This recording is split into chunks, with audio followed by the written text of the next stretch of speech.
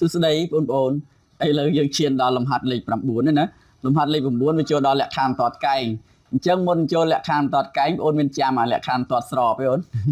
mình tọt pi sọp nghe cả nàyอย่างmấy lấy cho đó tọt pi cay kia chân ôn tới nực khơi mà tọt pi sọp nghe sân chạm rương pi năng áสมัย cam tọt rương lẹ khănแต่pi năng áคือlẹ khăn tọt cay chỉ môi năng lẹ khăn tọt sọp lấy opama tha cái ao miên mình tọt cái ao mình tọt pi mình tọt đế สมัย ca tu tư với mày ôn bên chạm ấy สมัย ca tu tư này mình tọt đế cứ y cái small nâng ax บวก b ยังนะthấy rồi nè hai ตอด d prim ตอด tí 2 á ตอด viên 2 ตอด tí 2 สมัย ca ตอด y small nâng a prim x บวก b b prim นะ ลูกกูเคยnhờ ôn môi chùm nuôn tay từ xeสมัย cam ตอด đã so d ตอด d จังอะไรนั้นก็ที่đãสัญญา small จากอะไรนั้นcái choi pi á lại nên cái dâyสัญญา choi pi อ่ะchoi pi จังตอด pi แล้วแหละคันตอดสอบទី1បើតอด d ស្របជាមួយនឹងតอด d prim លោកគ្រូរំលឹកអាហ្នឹងសិនអញ្ចឹងនោះឬក៏នាំឲ្យហ្នឹងឬក៏លុះត្រាតែa មេគុណ a មេគុណប្រាប់ទិសរបស់បន្ទាត់ទាំងពីរស្មើគ្នាបន្ទាត់ពីរស្របគ្នាលុះត្រាតែមេគុណប្រាប់ទិសវាស្មើគ្នាហ្នឹងលក្ខខណ្ឌបន្ទាត់ស្របចាំច្បាស់ហ្នឹងព្រោះយើងរៀនរួចហើយឥឡូវចូលដល់លក្ខខណ្ឌបន្ទាត់កែងឥឡូវចូលដល់សាច់រឿងនេះលំហាត់មួយហ្នឹងគឺពាក់ព័ន្ធនឹងលក្ខខណ្ឌបន្ទាត់កែងអញ្ចឹងបើបន្ទាត់ d កែងជាមួយនឹងបន្ទាត់ d prim អូនណាអញ្ចឹងអាពីរហ្នឹងក៏ច្រឡំគ្នាណាបន្ទាត់ d ស្រប d prim គឺ a ស្មើនឹង a prim មេគុណប្រាប់ទិសរបស់បន្ទាត់ទាំងពីរមេគុណប្រាប់ទិសរបស់បន្ទាត់ទាំងពីរមេគុណប្រាប់ទិសរបស់បន្ទាត់ទី1ហើយនឹងមេគុណប្រាប់ទិសរបស់បន្ទាត់ទី2មានតម្លៃស្មើគ្នាអញ្ចឹងបើបន្ទាត់ d កែងជាមួយ d prim លុះត្រាតែមេគុណប្រាប់ទិសវាទាំងពីរគុណចូលគ្នាមេគុណប្រាប់ទិសរបស់បន្ទាត់ទី1គុណជាមួយនឹងមេគុណប្រាប់ទិសរបស់បន្ទាត់ទី2គុណជាមួយនឹងមេគុណប្រាប់ទិសរបស់បន្ទាត់ទី2មានតម្លៃស្មើនឹងដក1អញ្ចឹងលក្ខខណ្ឌពីរហ្នឹងខុសគ្នាបន្ទាត់ស្របមេគុណប្រាប់ទិសវាស្មើគ្នាណាមេគុណប្រាប់ទិសស្មើគ្នាបន្ទាត់ពីរកែងគ្នាផលគុណរវាងមេគុណប្រាប់ទិសទាំងពីរហ្នឹងមានតម្លៃស្មើនឹងដក1អញ្ចឹងចង់ដឹងបន្ទាត់ពីរស្របនេះចង់ដឹងបន្ទាត់ពីរហ្នឹងចង់ដឹងបន្ទាត់ពីរនេះកែងគ្នាឬមិនកែងគេយកសាកលបងមេគុណប្រាប់ទិសវាយកមកគុណចូលគ្នាមើលលទ្ធផលឃើញដក1អត់បើមេគុណប្រាប់ទិសវាគុណចូលគ្នាឃើញដក1សន្និដ្ឋានថាបន្ទាត់ពីរហ្នឹងកែងគ្នាហើយអញ្ចឹងលំហាត់យើងតើគូសមីការណាខ្លះដែលមានបន្ទាត់កែងគ្នាអញ្ចឹងគូសមីការណាខ្លះសមីការកសមីលំហាត់តុងកខកអញ្ចឹងទាំង3ខ្ទង់ហ្នឹងតើអាណាដែលជាគូបន្ទាត់កែងគ្នាអញ្ចឹងបងអូនត្រូវដោះស្រាយត្រូវរកអាហ្នឹងរកឲ្យឃើញតាមមេគុណប្រាប់ទិសមើលសំខាន់ឥឡូវតុងកចង្អុលមេគុណប្រាប់ទិសវាតុងកមេគុណប្រាប់ទិសវាណានេះមេគុណប្រាប់ទិសវាចង្អុលនៅមុខ x ចង្អុលមេគុណប្រាប់ទិសលុះត្រាតែសមីការហ្នឹងវាចូលរៀងទូទៅហើយចូលរៀងទូទៅ y ស្មើ ax បូក b បានយើងចង្អុលមេគុណប្រាប់ទិសគឺជាតម្លៃដែលនៅមុខ x ដល់ពេលអានេះយើងចង្អុលថាលេខ2ប៉ុន្តែអានេះចង្អុលលេខប្រមាណយើងអត់ដឹងយើងអត់តាន់ច្បាស់ណាអញ្ចឹងត្រូវតែសរសេរឲ្យវាទៅជាសមីការទូទៅណាដូចគ្នាដែរសេជាសមីការទូទៅចាំចង្អុលមេគុណប្រាប់ទិសហើយយកមេគុណប្រាប់ទិសវាគុណចូលគ្នាមើលលទ្ធផលឃើញដក1អត់បើឃើញដក1អញ្ចឹងវាកែងអញ្ចឹងធ្វើអញ្ចឹងណាលំហាត់ហ្នឹងធ្វើអញ្ចឹងអូនតោះដាក់ចម្លើយយើងសេចម្លើយមកធ្វើចាប់ដើមមួយគ្នាមកធ្វើមួយលោកគ្រូធ្វើមើលតាមខ្ទង់បងឯងចេះខ្ទង់កខអីចេះហើយអញ្ចឹងមើលខ្ទង់កយើងមានណាយើងមានបន្ទាត់អានេះថាបន្ទាត់ d ចុះទាំងតាមបន្ទាត់ d y ស្មើនឹង 3x បូក 1ដែលមេគុណប្រាប់ទិសa ស្មើ3ណាមេគុណប្រាប់ទិសគេមើលឡើយណាមេគុណប្រាប់ទិសគេមើលនៅលេខដែលមុខ x ហ្នឹងប៉ុន្តែដោយលោកគ្រូបានបញ្ជាក់លេខដែលមុខ x លុះត្រាតែសមីការហ្នឹងរៀងទូទៅសិនរៀងទូទៅបានជាអល់មេគុណប្រាប់ទិសនឹងអាហ្នឹងអញ្ចឹងណាអូនចាំសំដីលោកគ្រូស្ដាប់សំដីលោកគ្រូហើយបន្ទាត់ d prim តត D ព្រីមនេះសមីការទី2 y ស្មើនឹងដក1ភាគ 3x ទៅទេអាហ្នឹងបូក b ដែរ b បូក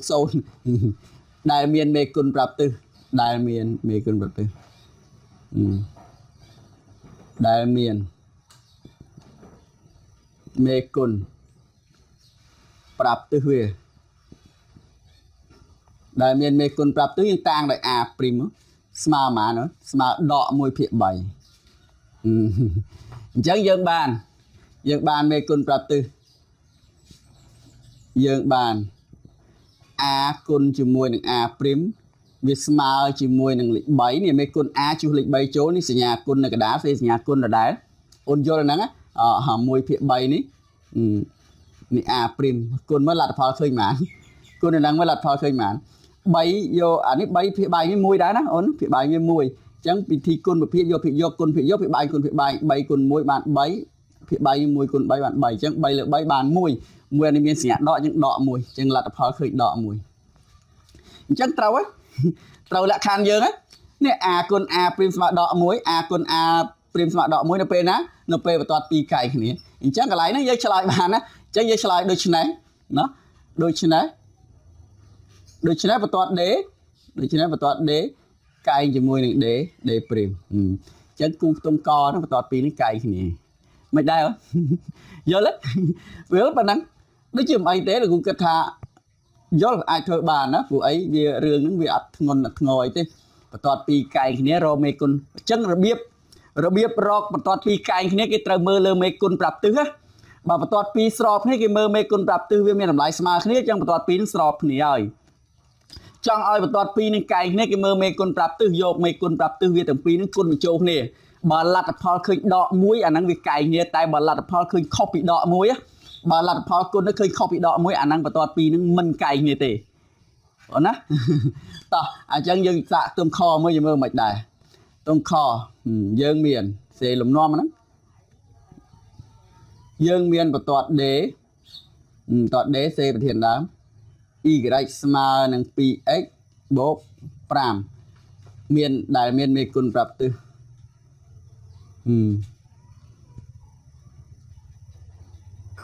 មេគុណ sorry មេគុណប្រាប់ទិសរបស់វាគឺ a ស្មើជាមួយនឹងលេខ2មួយទៀតហើយបន្ទាត់ d ព្រីមតត d ព្រីមនេះតត d ព្រីមចង្អុលមេគុណប្រាប់ទិសអត់កើតទេព្រោះអីវានៅវាអត់តាន់រៀងទូទៅបូក6ស្មើ0អញ្ចឹងសរសេររៀងទូទៅសរសេរអាហ្នឹងទៅជារៀងទូទៅយកវាមកដោះស្រាយយកវាដោះស្រាយបោះ x បោះ y មិនក៏ដោយធ្វើមិនឲ្យសំខាន់ឲ្យសល់ y នៅអង្គទី1អញ្ចឹងស្មើ0ណាអញ្ចឹងបោះវាមកអង្គទី2អស់មកនេះអានេះទៅជាដក x អានេះទៅជាដក6មែនទេអានេះវាដក 2y ណាដក 2y ឥឡូវយើងចង់រកតែ y នាំមក y ស្មើនឹងដក x ដក6ចែកឲ្យដក2អញ្ចឹងហ៎ចែកដក2អញ្ចឹងចាប់ដើមផ្ដាច់វាទៅជាដក x លើដក2ផ្ដាច់ភាគបែងដក6លើដក2អញ្ចឹងអានេះទៅជាបូកអានេះវាទៅជា1ភាគ 2x ទៅជាសញ្ញាបូកនេះសញ្ញាបូកដកឲ្យដកចេញបូកអាហ្នឹងយ៉ាត់យល់ឡើងហ្នឹងអានេះដកឲ្យដកចេញបូកដែរបូក6ចែក2បាន3នេះអញ្ចឹងសមីការបន្ទាត់អញ្ចឹងហើយបើបងខ្លះពិបាកយល់អាហ្នឹងបើលោកគ្រូធ្វើចេះងាយយល់វាអត់សូវស្មុគស្មាញនឹងសញ្ញាលោកគ្រូបោះ 2y ទៅអង្គទី2វិញលោកបោះ 2y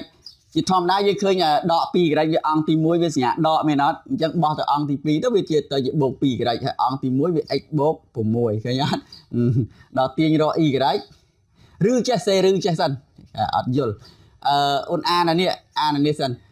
x បូក6ស្មើនឹង 2y អញ្ចឹងគេអាចសរសេរ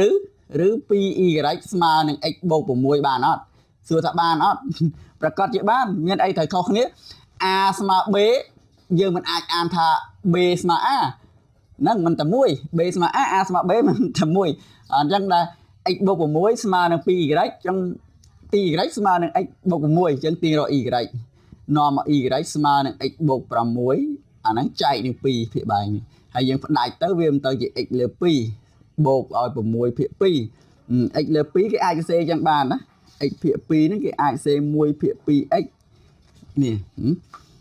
សេបាន1ភាគ 2x បូកនឹងអានេះចែកបាន3អញ្ចឹងដូចគ្នាដូចមិញអញ្ចឹងអាហ្នឹងលោកគ្រូសរសេរបានឬបន្ទាត់ d' ហ្នឹងសមីការបន្ទាត់វារៀងទូទៅវាគឺ y ស្មើនឹង1ភាគ 2x 1ភាគ 2x បូក 3អញ្ចឹងមេគុណប្រាប់ទិសអាចចង្អុលមេគុណប្រាប់ទិសបានណាអាមិញអាសមីការលើមិញឲ្យចង្អុលមេគុណប្រាប់ទិសមិនដឹងប៉ុន្មានទេមេគុណប្រាប់ទិសព្រោះអីយើងចំណាំថាមេគុណប្រាប់ទិសគឺជាតម្លៃដែលនៅមុខអធិ x មកអធិ x ដល់ពេលអធិ x លុះត្រាតែសមីការមានរៀងទូទៅអញ្ចឹងបានយើងចង្អុលមេគុណប្រាប់ទិសនឹងចេញដល់ពេលអានេះវាបរិបាអញ្ចឹងយើងអាចអល់អត់កើតអញ្ចឹងយើងទៅសេវាជារៀងទូទៅអញ្ចឹងអានេះរៀងទូទៅឥឡូវចង្អុលមេគុណប្រាប់ទិសវាបានណាអញ្ចឹងមេគុណប្រាប់ទិសវាដាក់សេទៅមុខទៀតដែ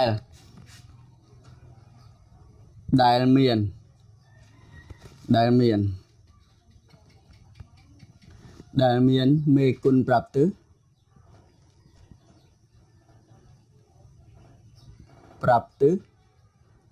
a' ស្មើប៉ុន្មានអូនស្មើប៉ុន្មានមេគុណប្រាប់ទិសយើងអល់លេខឡើងហ្នឹងគេ1ភាគ 2អញ្ចឹងយើងបាន a គុណ a' ស្មើតោះមេគុណអានេះមេគុណវា a វាលេខ2យកលេខ2មក2គុណឲ្យ1ភាគ 2គុណឲ្យ1ភាគ 2ស្មើនឹង1ស្មើនឹង1អញ្ចឹងវាខុសពីលក្ខខណ្ឌបន្ទាត់ពីកែងនេះលុះត្រាតែ a គុណ a' ឃើញដក1អានេះ a គុណ a' ស្មើនឹង1អញ្ចឹងខុសពីដក1អញ្ចឹងវាមិនមែនជាបន្ទាត់កែងនេះណាខុសពីដក1អញ្ចឹងវាមិនកែងគ្នាទេណាប៉ុណ្ណឹងបានយើងសេប៉ុណ្ណឹងa គុណ a'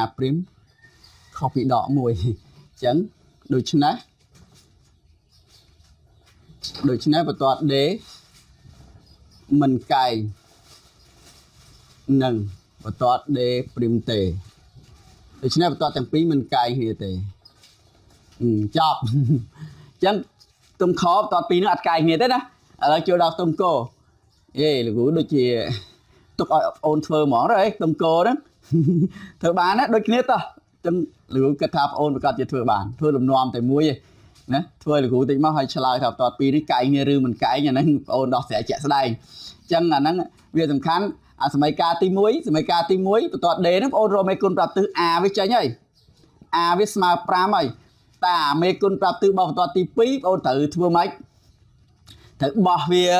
អីទៅស្រេសរងវាឲ្យម៉េចនេះធ្វើម៉េចឲ្យវាចូលរៀនទូទៅមើលលំនាំនេះបងអូនមើលលំនាំនេះមើលលំនាំអាហ្នឹងមកណាមើលលំនាំអាហ្នឹងមកដោះស្រាយចឹងមកទាញមេគុណប្រាប់ទិសវាបានហើយអញ្ចឹងពេលដែលបានមេគុណប្រាប់ទិសបងអូនយកមកថ្លៃយកមកគុណមកលទ្ធផលឃើញយ៉ាងម៉េចឃើញយ៉ាងម៉េចបើលទ្ធផលឃើញដក1អាហ្នឹងវាអូខេហើយវាកែងតែបើលទ្ធផលដូចអាខ្ទង់ខនេះវាអត់ឃើញដក1ផងវាឃើញ1អញ្ចឹងវាអត់កែងអញ្ចឹងប៉ុណ្ណឹងចឹងណាលោកគ្រូសង្ឃឹមថាបងអូននឹងធ្វើបានដូចជាមិនអីទេធ្វើបានព្រោះលំនាំតែមួយដដែលហ្នឹងមើលដដែលហ្នឹងដូរតាលេខណាអញ្ចឹងប៉ុណ្ណឹងចឹងណាជួយធ្វើឲ្យលោកគ្រូមកធ្វើឲ្យបានមកណាតាំងចិត្តថានឹងប្រឹងធ្វើឲ្យបានណាជំនះចឹងប៉ុណ្ណឹងចឹងណាជូនពរសំណាងល្អសុខភាពល្អទាំងអស់គ្នាជួបគ្នានៅវីដេអូក្រោយ